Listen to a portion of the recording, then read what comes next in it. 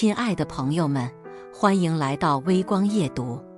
在这里，我们将为您讲述各种各样的人生故事。也许有些故事会让您热泪盈眶，有些则会让您感叹人生百态。刘大爷今年72岁，他和老伴只有一个孩子。但是儿子长大后离开农村，在城市购置了房子，并娶了媳妇。从那以后，他很少回家探望刘大爷。尽管刘大爷多次打电话给儿子，希望他能经常回家看看，但儿子总是不愿意。他表示农村没有空调和冰箱，生活不方便，因此平时很难见到儿子一面，除非刘大爷和老伴去儿子家，或者只能等到过年。在农村，生活相当单调，刘大爷每天只是忙着劈柴，照料庭院里的蔬菜，而老伴则负责做饭和家务，除此之外没有其他事情可做。随着年龄的增长，他们已经无法从事其他活动。在无事可做的时候，刘大爷和老伴会一起看电视，一天就这样过去了。后来，老伴生了一场重病，不幸离世了。现在家里只剩下刘大爷一个人，独居的日子真是不好受，因为村子里的人都走了或者搬走了，很难找到可以交谈的人。只有村子东头的老李，刘大爷有时候可以和他聊聊天，倾诉一些苦闷。其他时间，刘大爷只能独自待在家里。在老伴还在世的时候，刘大爷还能照料菜园子或者去山上捡柴火。但是在老伴去世后，刘大爷什么重活都不想干了。他的菜园子被荒草覆盖，木柴上生满了霉菌，每天他都无心做任何事情，只想坐在床上看电视，打发着时间。即使到了晚上，刘大爷也不舍得关闭电视，他整夜都在看着。其实他并不是为了看节目，而是希望听到声音。只有周围变得喧闹起来，他才感到安心，才能入睡。有时候也会因为看电视会忘记吃饭。随着时间的推移，刘大爷的身体出现了问题，他经常感到胃部隐隐作痛。起初他以为这只是老毛病，随便吃点药来应付。但随着时间的流逝，他的胃状况变得越来越糟糕。有一天晚上，他甚至因为疼痛而出了一身汗。他别无选择，只能给儿子打电话，希望他能带自己去医院就医。第二天，儿子开车来接刘大爷。医生告诉他，刘大爷的饮食太不合理，胃部已经出现问题，而且还出现了轻度营养不良的迹象。如果继续这样下去，他的身体将会彻底垮掉。听到医生的警告，儿子当即决定将父亲接到家里照顾。当天晚上，他取来了父亲的行李和铺盖，于是刘大爷顺理成章地住进了儿子的家中。一开始，他感到有些拘谨，看着整洁的地面和沙发，不知道该说什么，也不知道该坐在哪里。幸好，儿子和儿媳非常孝顺，他们带着刘大爷去看他们为他准备的养老房间，并为他准备了一顿丰盛的接风宴，这让刘大爷稍微安心了一些。自从搬到儿子家后，刘大爷就一直住在那里。儿子需要上班，孙子需要上学，只有儿媳妇在家。然而，儿媳妇也不是一直在家，有时候需要外出。因此，刘大爷大部分时间都是独自一人在家。说实话，他已经习惯了农村的生活，对城市的生活还不太适应。在儿子家里，刘大爷不需要做家务，也不需要做饭，所有家务都由儿媳妇负责，他过得很闲散。更让他难受的是，很难找到人倾诉，儿子工作太忙，回到家就直接睡觉。孙子放学回家后也是专心学习，稍微和刘大爷说几句话，就会被儿媳妇责备。作为一个公公，他不能整天找儿媳妇聊天，无可奈何，只能独自一人待着。如果这种情况持续下去，刘大爷很快就会想回老家。幸好儿子家里有一台电视，他告诉儿媳妇想看电视，于是儿媳妇帮他打开电视。一打开，刘大爷吓了一跳。城市里的电视与农村的不同，不仅尺寸大，而且清晰度很高，画面如同真实一般。有了这样的电视，刘大爷感觉好像得到了一件珍宝，整天坐在沙发上观看。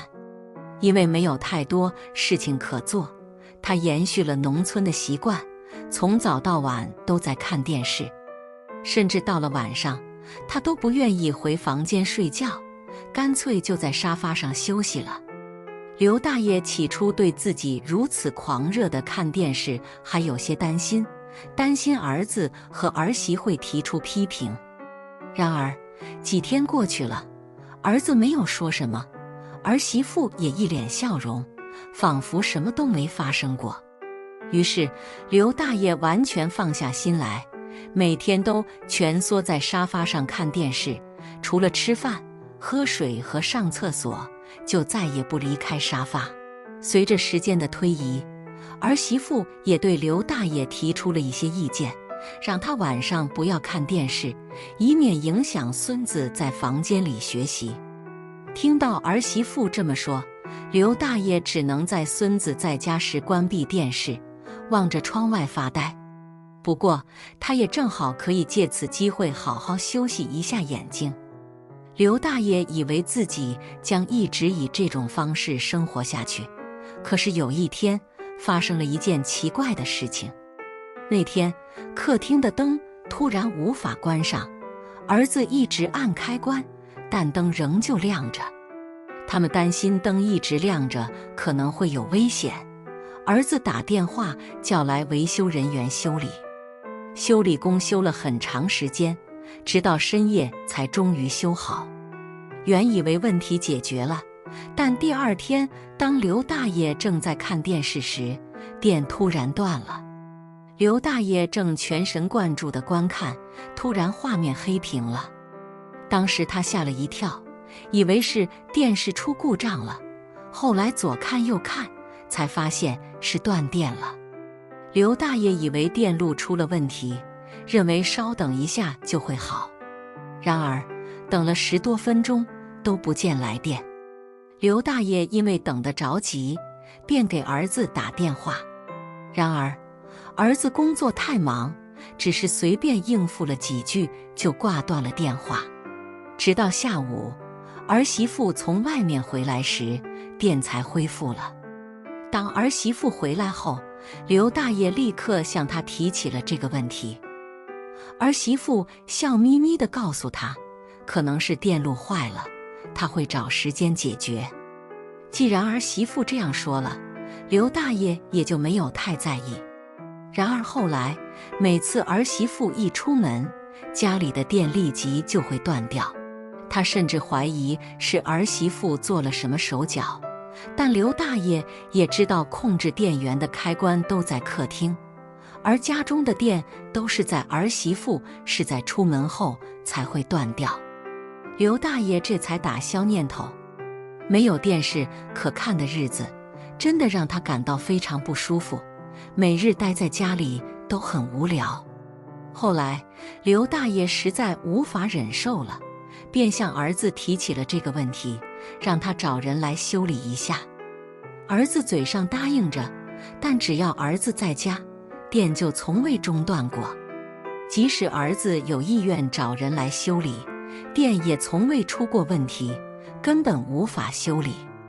对于这件事，儿子也感到很烦，只能跟父亲说自己工作很忙，让他别为这些小事打扰他。一天，儿子出差了后，儿媳妇也紧跟着出门后，电又突然中断了。刘大爷已经对恢复电力失去了希望，黯然地躺在沙发上。然而，令他意想不到的是，儿子突然回来了。儿子走进门后，一脸懊恼地说他没赶上飞机，需要等待下一班。正好此时家中没有电，儿子也正好趁着机会检查。儿子经过一番检查，最终发现停电的原因原来是外面的总电闸被关闭了。儿子打开电闸后，电立即恢复了。刘大爷高兴得不得了，迫不及待地问儿子到底发生了什么。儿子不耐烦地说，是因为外面的总电闸被关了。直到这时，刘大爷恍然大悟，他意识到每当儿媳妇离开家后，电就会断，是因为他关闭了电闸。刘大爷立即向儿子抱怨起儿媳妇的行为，儿子也感到十分生气，正好因为没能赶上飞机，心情不太好，立刻给自己媳妇打电话，两人开始争吵起来。儿子和儿媳妇吵架的时候，刘大爷坐在沙发上感到坐立不安。等儿子结束了电话，他急忙询问原因。儿子低着头告诉他，是因为他长时间看电视，儿媳妇不满意，所以每次出门都会拉电闸。听到原因后，刘大爷心情复杂，不知道说什么好，只能安慰儿子几句，然后陷入沉默。晚上，儿媳妇回来后，他们又吵了一架。刘大爷心有所动，想要劝解，但又无从下手，只能退回自己的房间。第二天早上，刘大爷整理行李，要求儿子送他回老家。尽管儿子劝他不要离开，但他已经下定了决心，坚持要走。儿子也无法劝服他。最终，儿子开车送他回去，途中还为他买了许多东西。到了家后，儿子帮他把东西搬进屋子，并嘱咐了几句就离开了。再次回到家中，刘大爷心生感慨，尽管房子破旧不堪，电视也很小，无法与儿子家相比，但他终究觉得在自己的家里更加舒适。虽然电视小了些，但至少是他自己的，不会有人去拉他的电闸。就凭这一点，他已经足够满足了。感谢大家的观看，用微光照亮夜晚，用温暖温润心灵。如果你喜欢这类故事，还请点击订阅微光夜读，并分享给更多的人，这会对我帮助很大。再次感谢大家的观看。